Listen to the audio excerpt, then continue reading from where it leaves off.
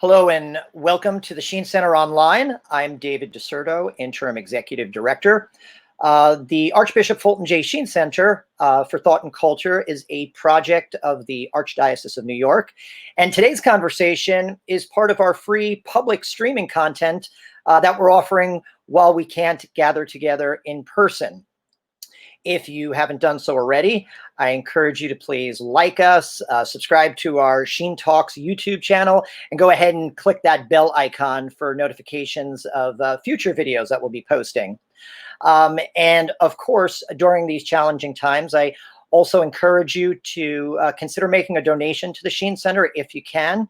The good news is that from now through Thanksgiving, a portion of your donation will be shared with the food banks of Catholic charities.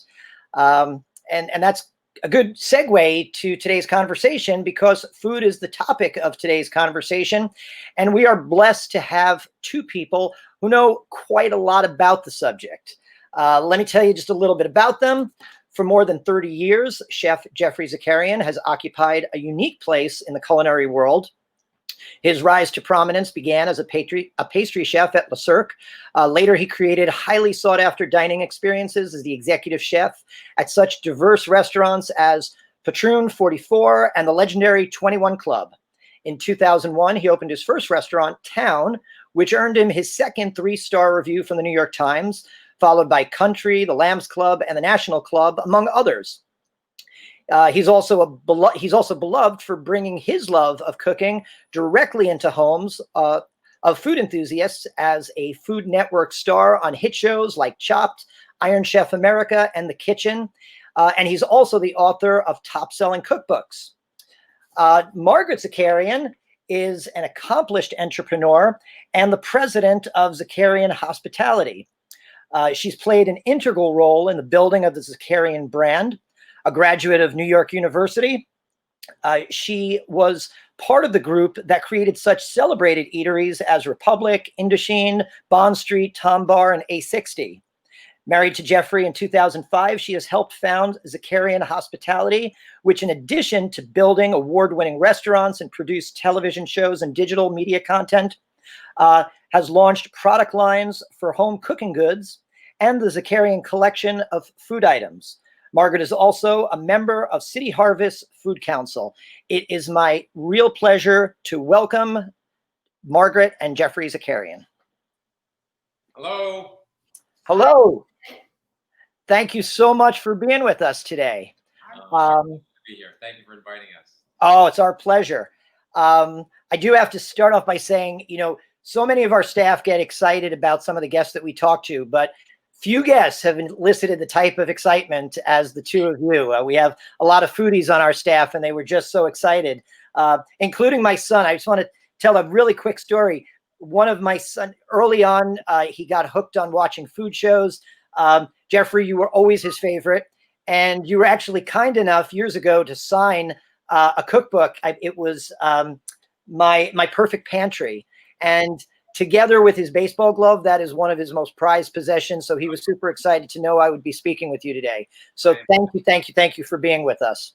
So nice. Start off just by saying, how are you both doing? How are you and your family coping with this ongoing quarantine?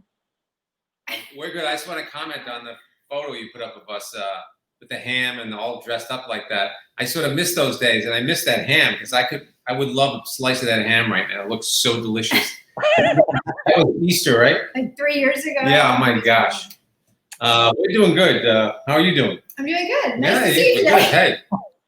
good.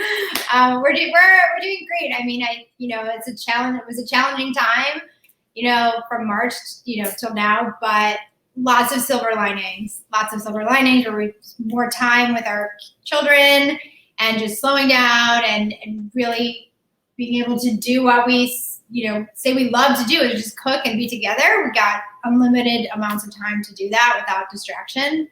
So that's been great. I just want to say, there's another family out there that does exactly what we do, and I think you know them, the Gaffigan family. Yeah. And Jim and his wife work together, Jeannie, and they have now been quarantined together and work together. And so have we. So in addition to being quarantined together, we work together. So it's a bit of another level of excellence, if I may say so, to be able to go through this and still be, friends, I think. You say that you love me more. I love you more. Just to be able to, just to survive together. A lot of people are having trouble, because it's a tough thing all the time. But then to survive and work together where each of you sees each other's work habits together. Absolutely. I mean, so many people that I've spoke with have shared those same sentiments, that despite the ongoing tragedy and sadness, there really is that silver lining, that it is bringing people closer together. And I would think, and we could talk about this a little later, I would think that food plays, not a small part in that bonding. And I really would love to get into that topic and sort of unpack that a bit. But let's start off by talking a little bit about the two of you. Now, obviously, you don't have to be a foodie to be aware of, your amazing accomplishments in the world of restaurants and cooking. But could you tell us a little bit about both of your respective backgrounds and maybe the role that food played growing up in your homes? Margaret, you start first. I know. Certainly. So I'm Lebanese, and we grew up in a large family, and it was church and then brunch, or big family meals, always gathering around the holidays. And my parents were always entertaining or having people in the home. My mom loved to cook, so she even today, it's just such a big part of, now our children have seen that and gotten to see that. It's sort of multi-generational way where it was always about coming around the table together and always including someone that maybe didn't have somewhere to go, or a friend, or someone that was in from out of town. We always had people at our table growing up. So strangers too sometimes. So it was just, to me, looking back, it was such an obvious extension and something that I had just learned so young, sort of that love of hospitality. And I think from my parents, it really came out of being able to share something to other people. It's just, what sort of you do to cook. If you're cooking for yourself, it's not as exciting, but if you can do it and give it to someone else, it's fulfilling in a bigger way, I think. So it's, sometimes ironic when I think back, but also makes perfect sense. Wow, that's beautiful. That's beautiful. How about you, Geoffrey? Yeah, there's a lot of things to say. That's a big question. But I believe that, your environment really crafts who you are. And I grew up around food like Margaret. Breakfast, lunch, and dinner every day, all made by 4 aunts and my mother, who didn't want you to go out. So they cooked everything all the time. And let me tell you, it's a lot of work for them. But let me tell you, when you have the benefit of eating all that great fresh yogurt, everything, nothing we can. If we had a hamburger, they make it and grind it. I mean, when you have that, what happens to you is you don't know it, but like you get spoiled, right? And you became a kind of a snob because what you're eating every day is perfect. It's perfectly curated. It's delicious. It's simple. It's fresh. There's nothing in it that's not, there's no chemicals or anything in it. And then when you start to have that life and you go out in the world and you go to your friend's house or restaurants, you feel like, wow, this is not as good as what we grew up with every day. And so, but as well as being not very like a lower middle class upbringing, we really were like blessed with this like tremendous luxury of having someone cook every day for us. So it's the same. I mean, we cook for a living, we entertain for a living. So what we do every day seems like work for everybody, but it's sort of like just what we do. So it's a very simple transition for our careers. Wow. Yeah, I guess we're all kind of baked in the oven of our family experiences, and we turn out the way that is. Reminds me of my own grandmother. She was a simple Italian immigrant, and she just had this joy of cooking. She would cook if there were people coming over, but she would cook the same amount of food if nobody was coming over. She just loved being in the kitchen. Obviously, like the art center that we have, the restaurant industry has been faced with very difficult challenges during this time. But living here in New York and walking around and seeing the creativity that so many restaurants are sort of adapting to this new normal and persevering, it really, you get almost a clearer sight of just the diversity of the New York food landscape, because now everything is literally on the streets. And I was wondering, I read somewhere that you had talked about just your observations in the last 10 or 20 years, how the diversity of food in New York has really expanded. Could you talk a little bit about New York being a diverse food community? Well, it's always been a diverse food community, but the food reviewers didn't go to Queens and Astoria and Morningside Heights and Harlem and Greater Long Island and go and eat at these restaurants that are sort of, let's say, not the most desirable locations. They're in sort of strip malls and things like that, but there's incredible Asian food or a small Korean shop or incredible dumpling place or a great noodle place. And this is in Queens, and now they're reviewing these places, which is kind of refreshing because it's really solidifying the fact that they've been around for a long time, just no one's paid attention to them because they've been paying attention to people, quite frankly, like me, and all the celebrity sort of fabulous luxury restaurants that are around. But the reason why New York really is the best food restaurant, I think, there is because of that sense of like $10 for a bowl of pot stickers to $110 for like a perfectly cooked egg at a 4-star restaurant with truffles. So you have all that. And somewhere in the middle lies the fun, you know, and we can explore that anytime you want in New York City. It's probably the most expensive and the least expensive city in the world to eat at. You can do whatever you want, but you can always find very reasonable meals, and they're really delicious.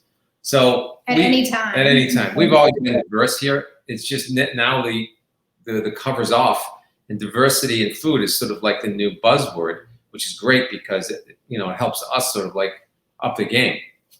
Also the perseverance, I think, of the people that work in hospitality is like sort of what you're saying. It's everything's on the streets. You're sort of really getting to see how hard people that work in restaurants work, and their perseverance to really switch their business model to be now an outdoor restaurant. And like you were mentioning, you know, they're coming up with new and innovative ways to be able to serve people on the street, and different plants and boxes and cabanas and all these different ways that, when forced to do it, the people in the industry were super creative, super quick, and they just, it's like a push to always go forward, which I think is, true of New Yorkers, and very much so of people that work and make all the restaurants work and run. Yeah, New Yorkers are certainly good at adapting. Margaret, when we first spoke about exploring the possibility of doing a conversation like this, one of the ideas was talking about food as the role food plays in building community and bringing people together. And there was a quote I found. It said, quote, "Food is maybe the only universal thing that really has the power to bring people together, no matter what the culture." Could you talk a little bit about that, specifically, about meals and not just food itself, but sharing food together?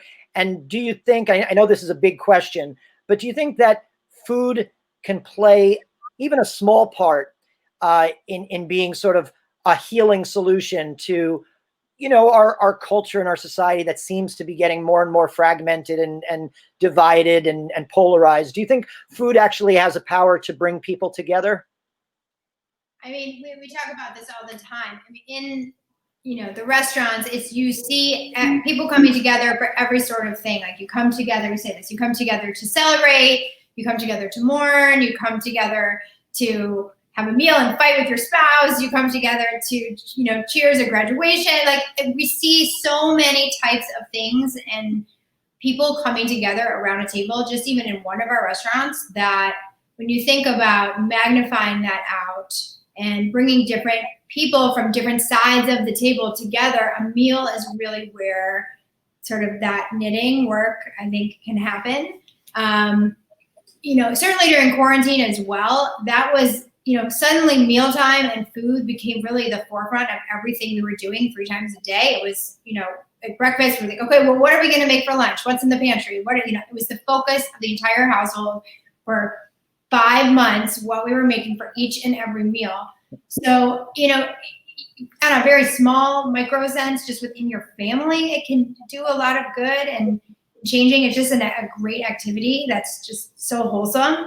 and then expand it out, you can really solve a lot of problems around a table. I mean, we've seen I tell families, they ask me all the time, what's the most important meal? What's up? Like, well, they're all important. Breakfast is probably number one, simply because you start the day coalescing around a unit. The unit is breakfast and breaking bread before you start your day. It's a very powerful thing. It still is powerful. It always will be powerful. And you're getting nutrition for your child's brain, because the most important meal is the day, because you've been without chemicals all night, 9, 10 hours, whatever it is. But I also say that, families bicker and argue just like we all do. And it's all this chatter going on constantly. But if you're bickering and arguing, or pouring your heart out, or like telling a story, or like complaining, but if you're doing it over a big pile of shell beans as a family, right? And you can say, oh God, I hate this. Oh, it happened today. Da, da, da. And you're all making the beans, and the beans are done.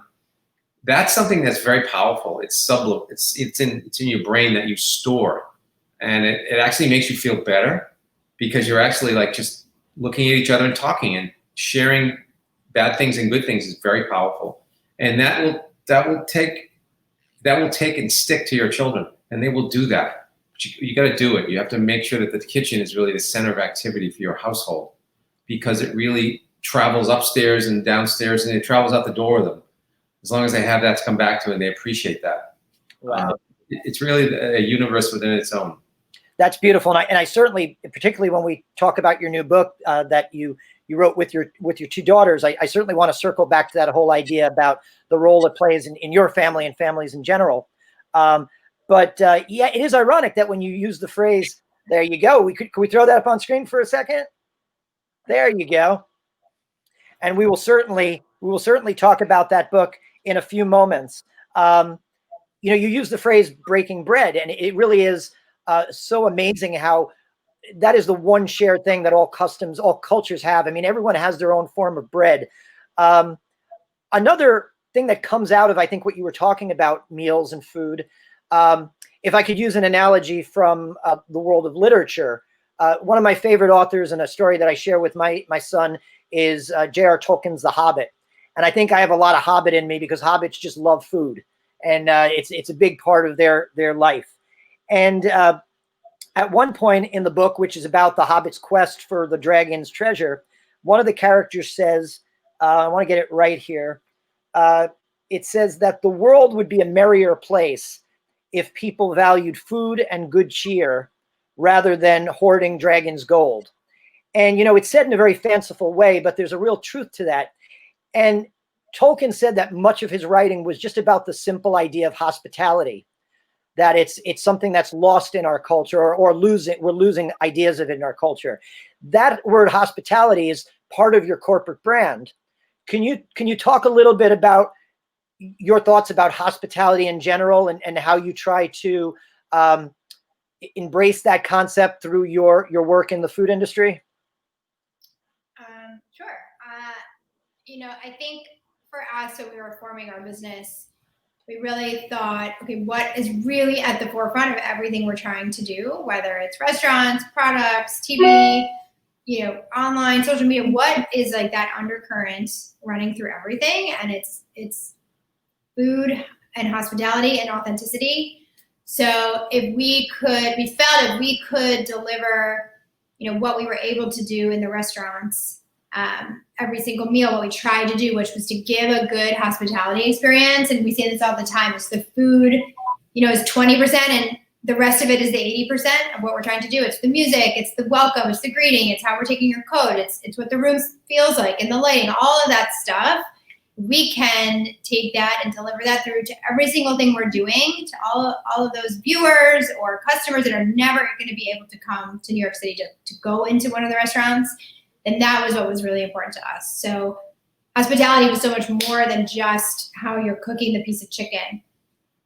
We try to deliver that through everything that we're doing. Yeah, that's a great answer. I don't know if I can answer it any better. Wow, that was great.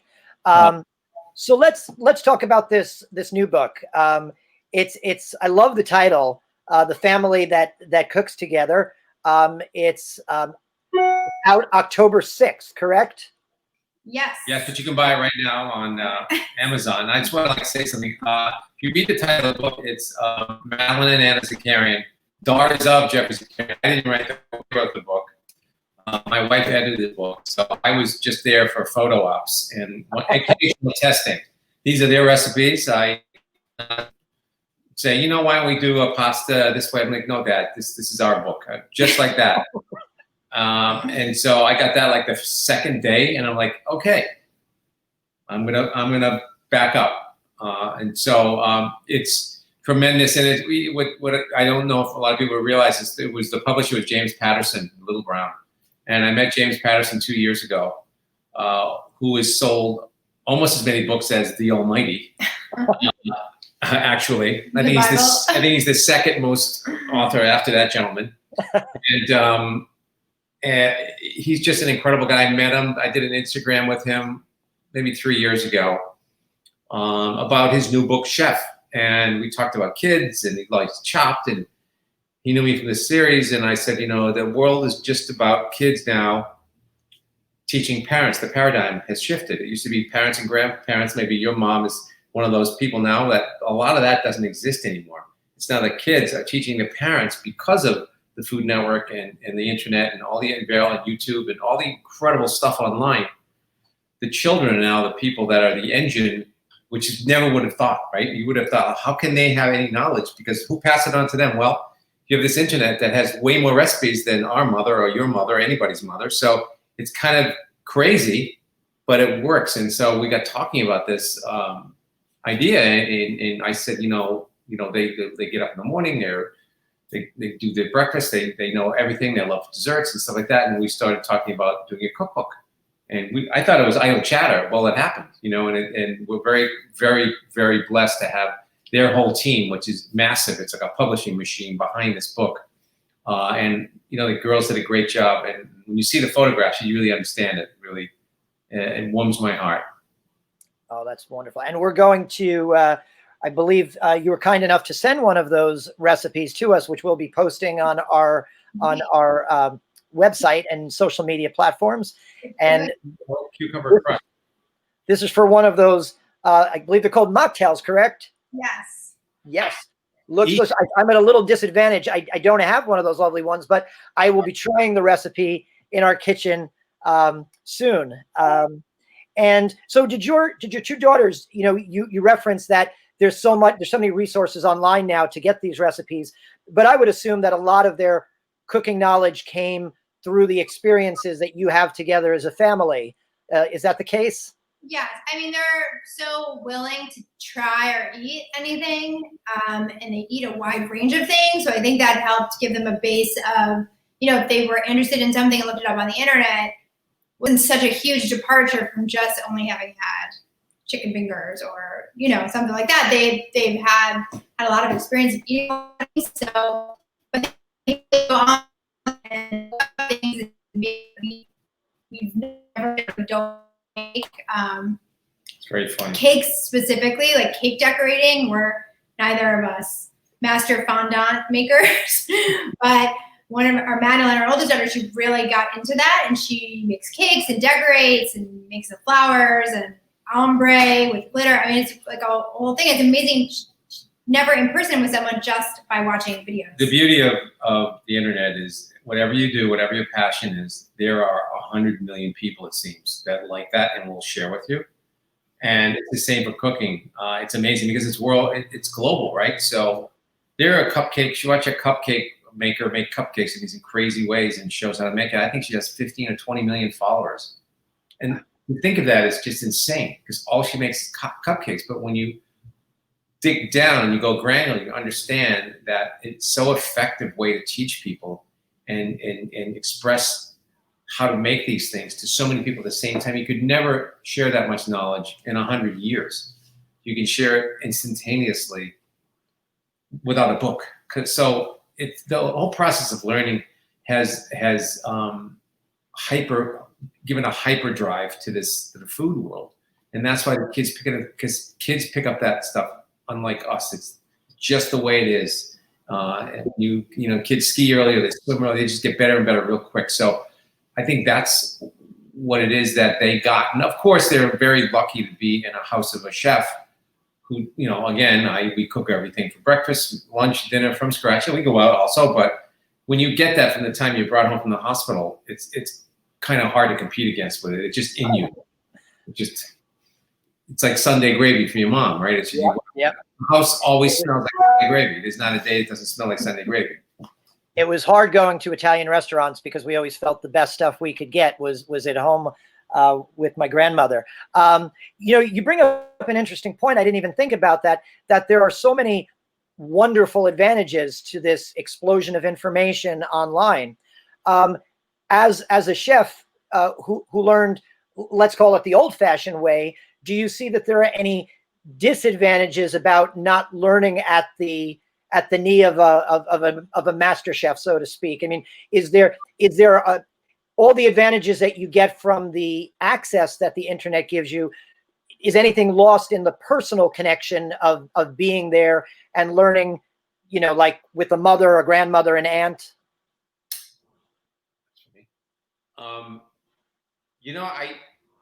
I could be very straightforward or very simplistic in my thinking and say, oh, it's nothing like your aunt being with you and, grabbing your apron and watching her smell nonna doing the pasta by hand. But I don't know if that's really true. I think there's two ways to learn. I think that is a very wonderful, gentle, I think it touches your soul and heart and your sort of just inner being and your humanity more. But I think that the internet, with a little of that once in a while and a good chef, will do wonders for you. So I think having all three is great. And if I had to say, if I could have all two, I'd have, Nona and a great chef. The internet is something that always will provide information to both of them. Well, I can probably learn enough, but the internet is a wonderful place because it archives everything. So if you've never had chicken cordon bleu, if you've never had, coulibiac of salmon, and you click on it and you can see what a coulibiac of salmon was, which was made hundreds of years ago, you can take that dish and reinvent it and deliver it again to the public in a different, more maybe healthier or moderate way, and it becomes a sensation. And so everything that is very old is now the ability to become very new and present and important and relevant. And our jobs as chefs and restaurateurs is to stay relevant. And we often stay relevant by going backwards. We reinvent things that no one's seen before because you're always coming in with a new population is always being born and has to learn. So you have this, every 20 years, you have the ability to reinvent yourself. So that's what we think about all the time. With the internet, now it's very easy to do.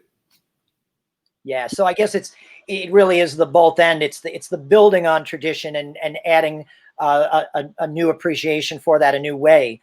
I'd love to circle back a little bit and talk about, you have this wonderful new book that your daughters wrote based on their experiences living in this home, and you had both talked a little bit earlier about that central importance of the kitchen, the dinner table.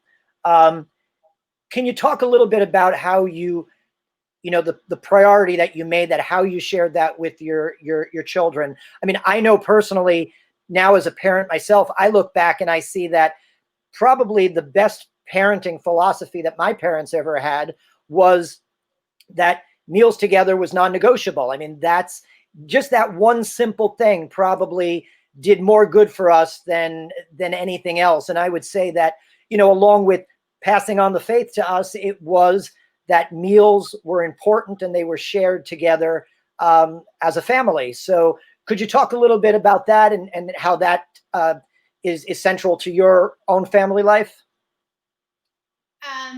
Yes, I think it's, it sort of goes without saying in our household that we have, breakfast, we'll have come together for dinner. But like I said before, it's so easy to get distracted that it's important to really stick with it, right? Like it's very easy for work to get in the way, or after school activities to get in the way.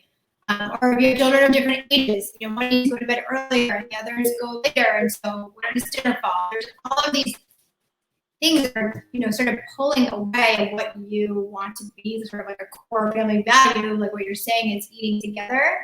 And we, even us, I mean, we get that sort of, we get hold of that, and we really just try to stick with it as best we can.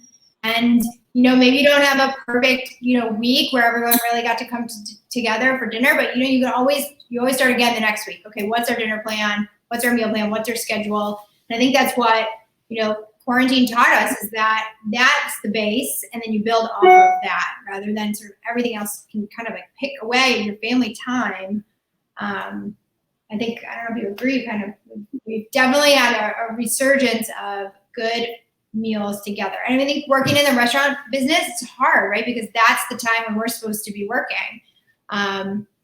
But right now we're really enjoying just a simple, calm routine.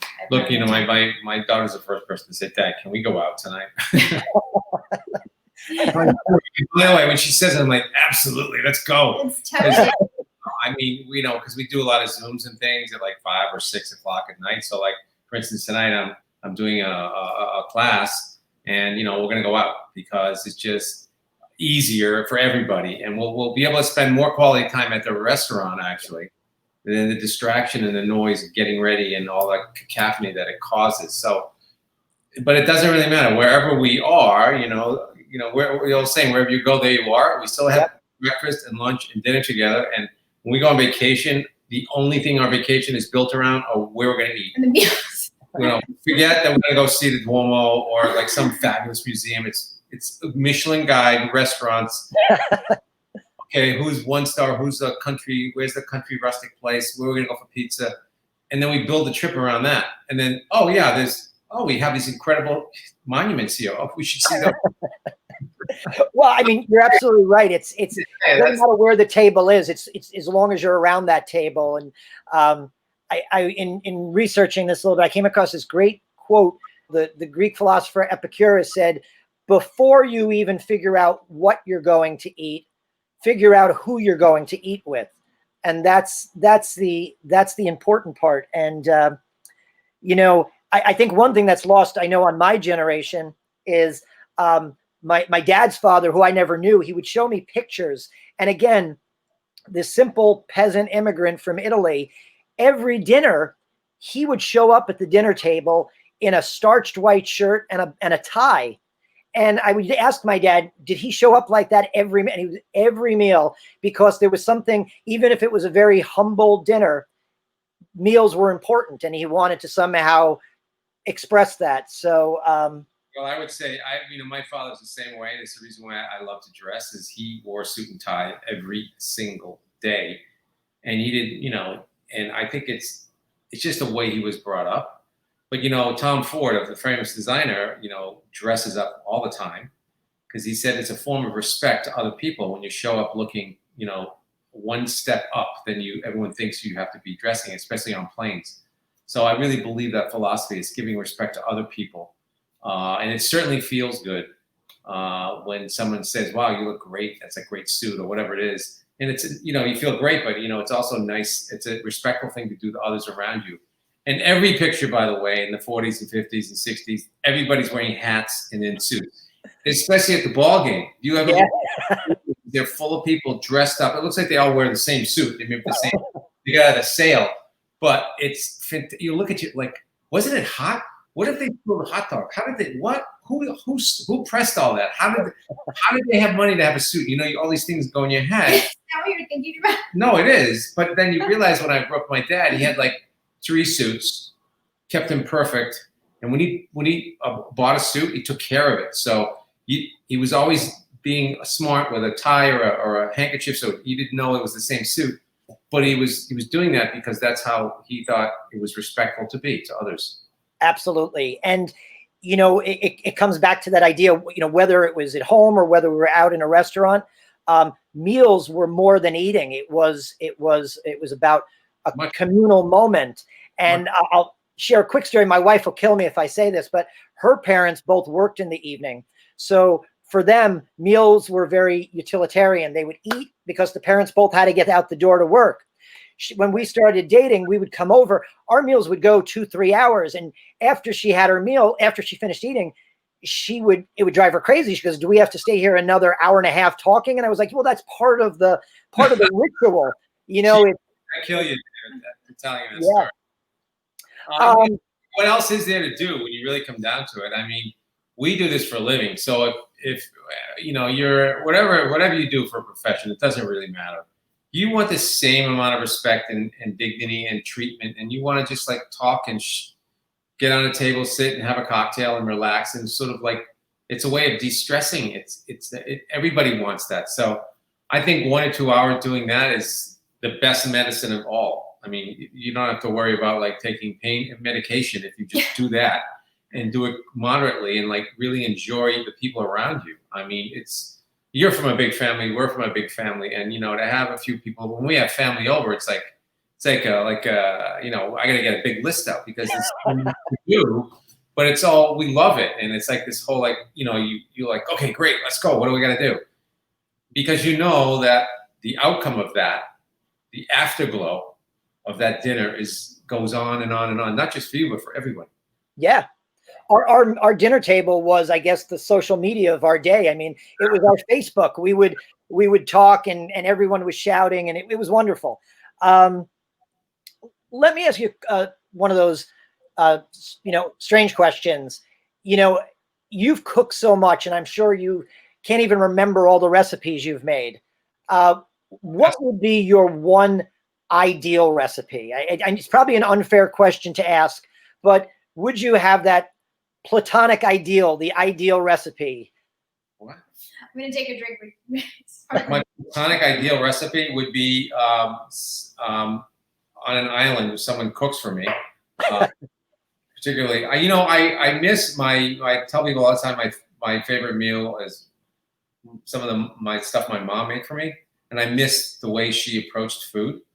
But since she's no longer with us, I just think for me, I'm going to come back to a family moment where we try to have as many of the important family, you know, moments at our house or at someone else's house. And I love going to someone's house and bringing part of me or a stew or a roast or something that just I can share with everybody.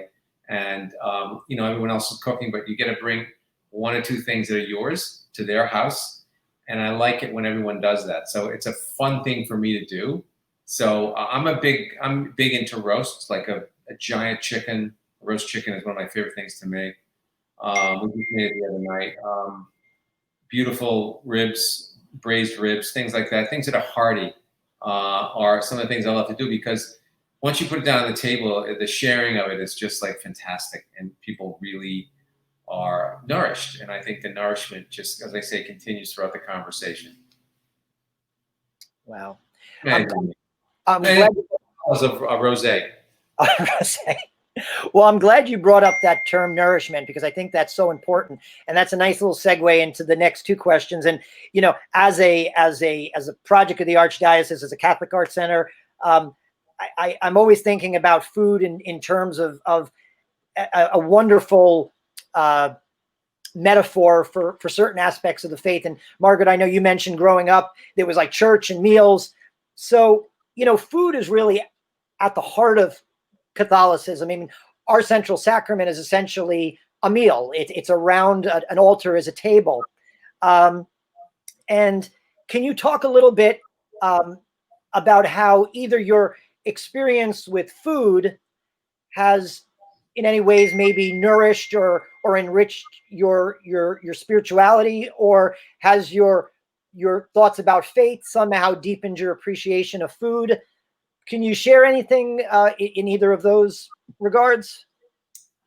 Yeah, I mean, yes. I mean, when you're young, I mean, you're just so desperate to go up to communion and be able to get the snack that everyone else is getting. You know, from such a young age, you want to be part of that, of what's happening as that sacrament.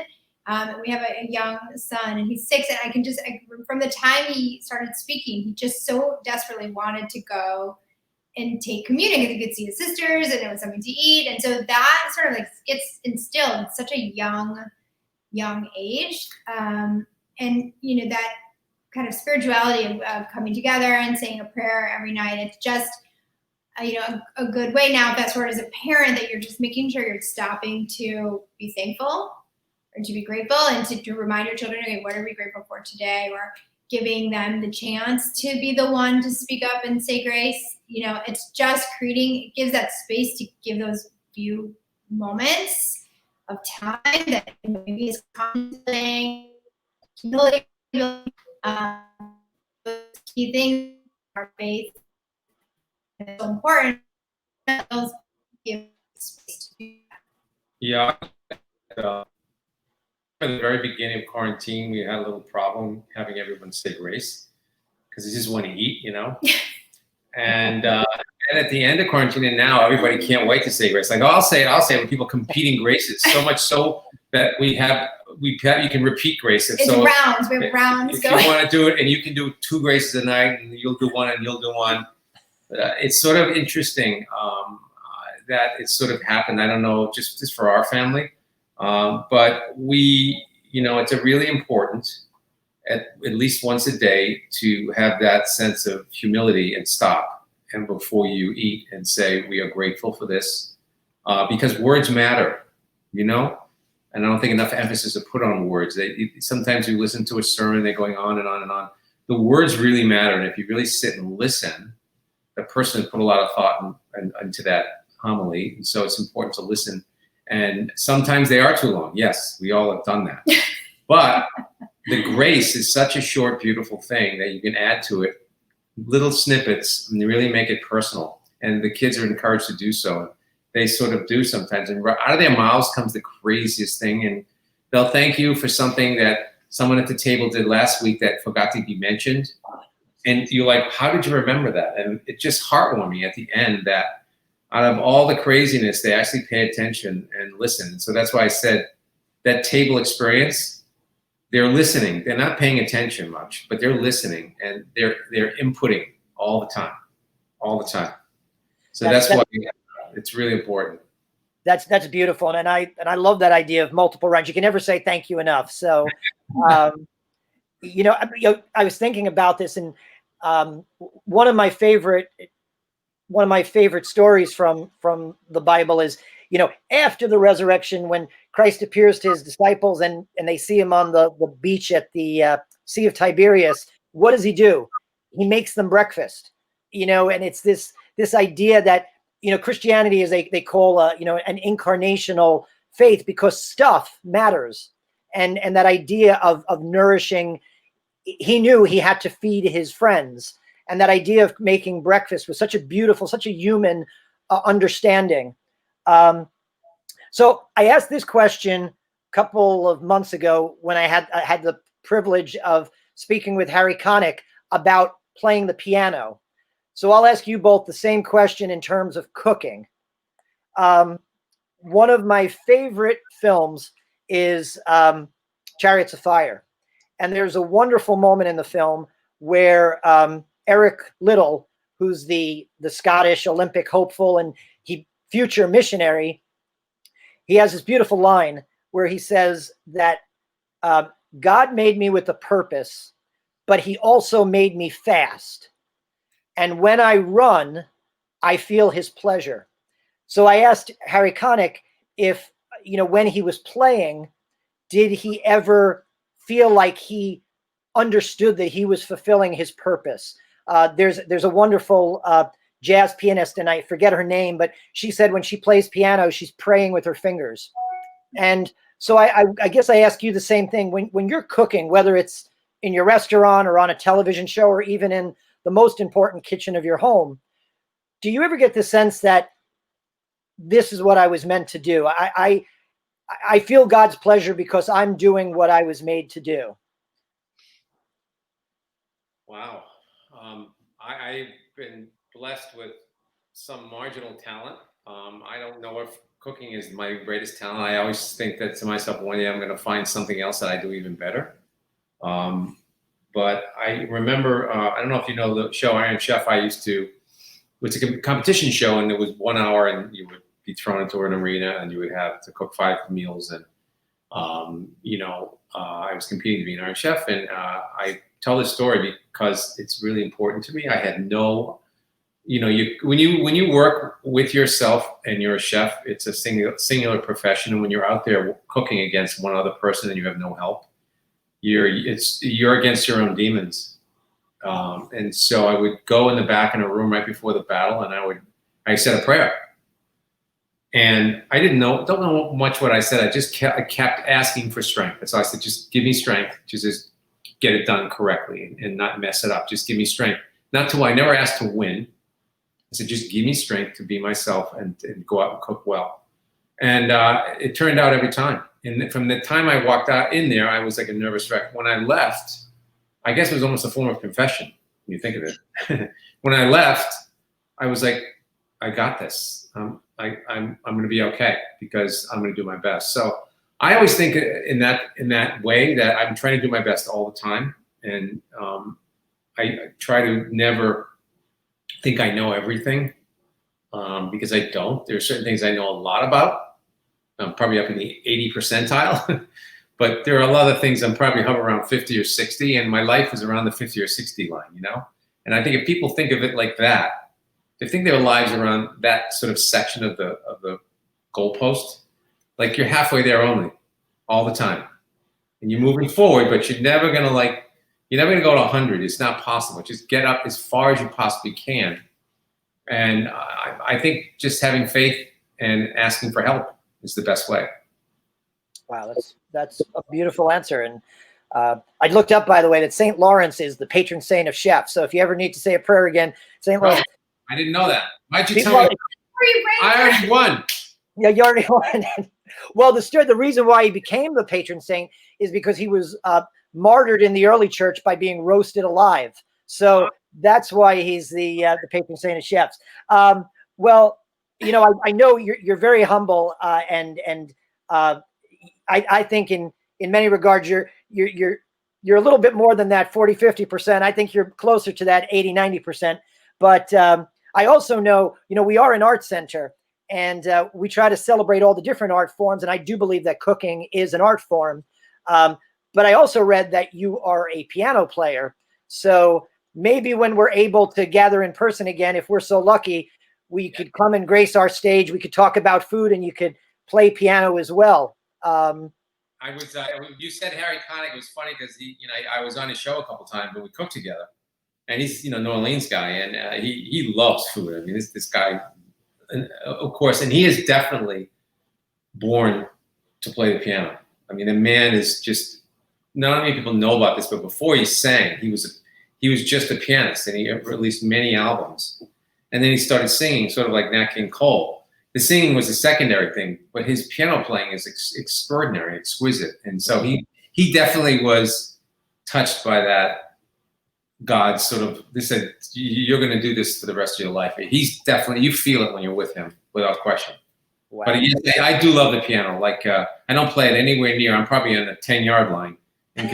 You're pretty easy, really. No, come on. Anyways, I would love to. If we could do that, that would be fun.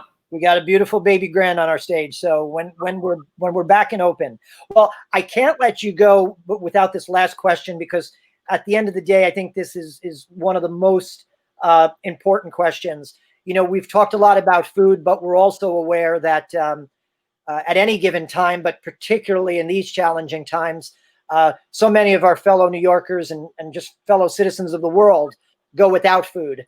And I do know, Margaret, when I first spoke with you, part of what we talked about was the wonderful work that you both do to help in any way you can to fight hunger. I know you are on the committee of City Harvest. Can you just talk a little bit about, you've both been so humble about how blessed you've been, but food is an expression of love, but it's only love if it's shared. And you really do try to share that love. So could you talk a little bit about the work you do to, help with food pantries and other charities? Sure.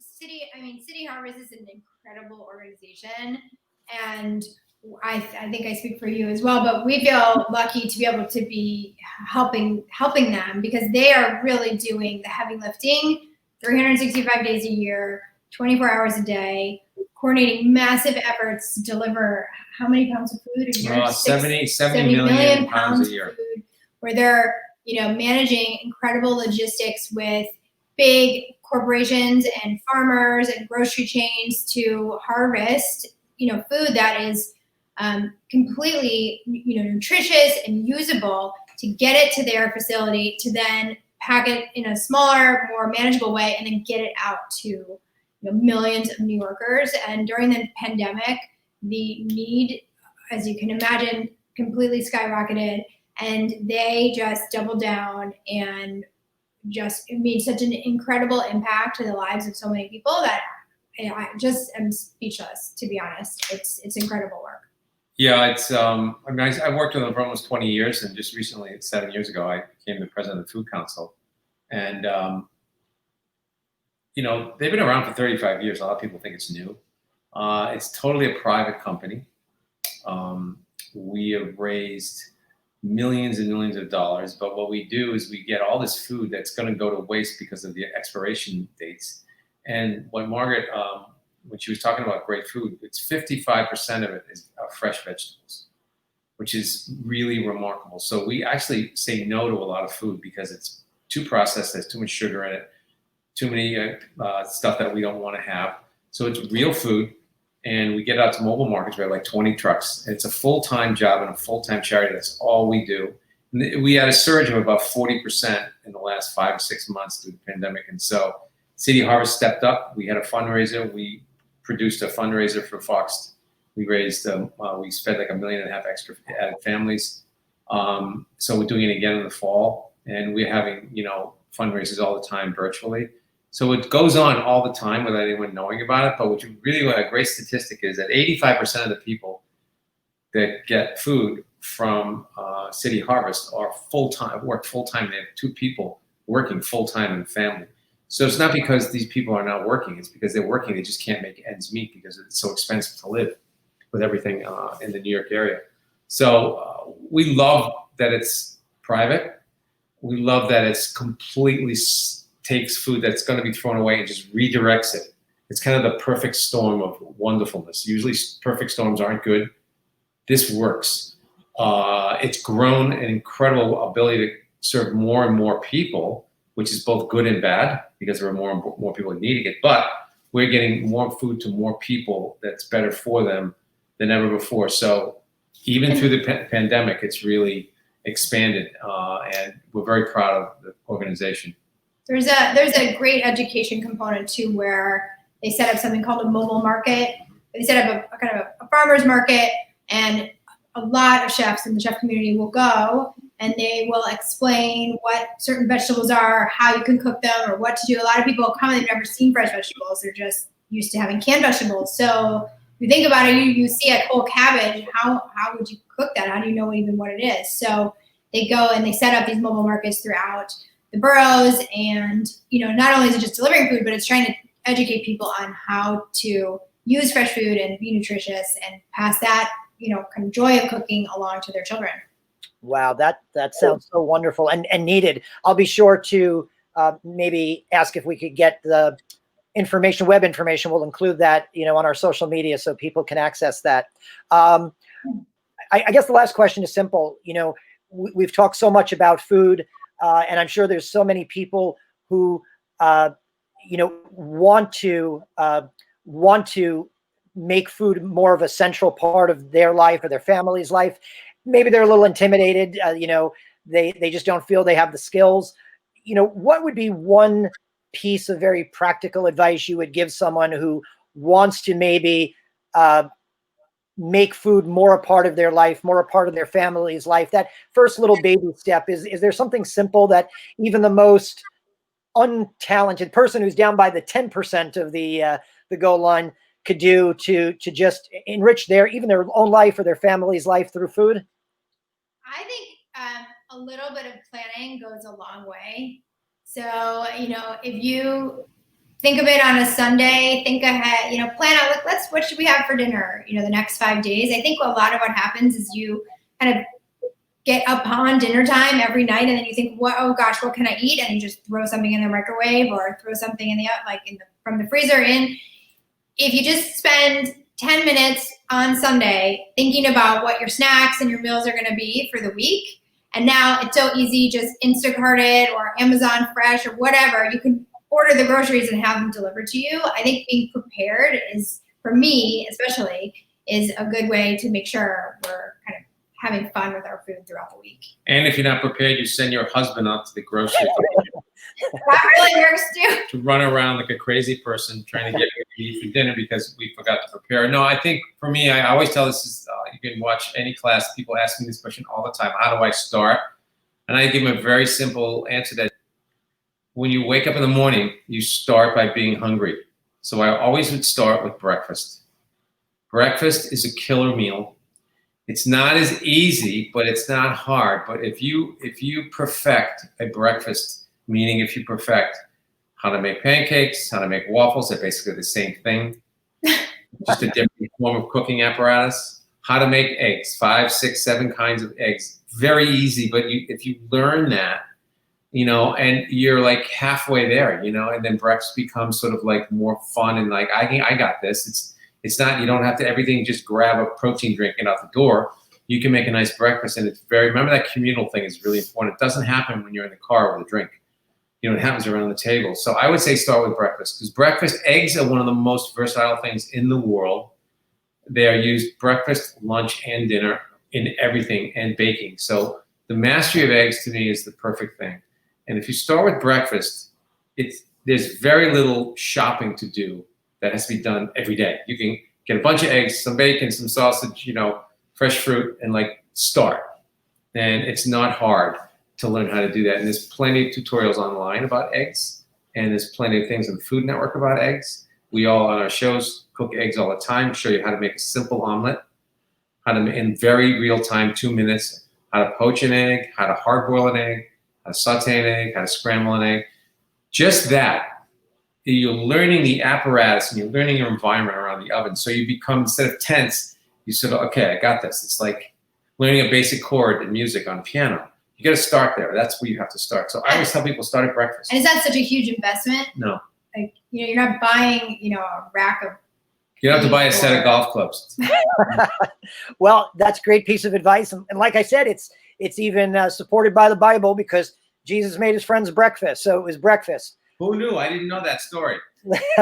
Well, Geoffrey and Margaret, thank you so much for sharing this time with us and your ministry of hospitality. Cesar Chavez had this great quote. He said, if you really want to make a friend, go to someone's house and eat with them. The people who give you their food also give you their heart. Thank you for inviting us into your home and for sharing your food and your hearts with us. So thank you very much for that. And thank you to our viewers. We hope you enjoyed this conversation as much as we enjoyed bringing it to you.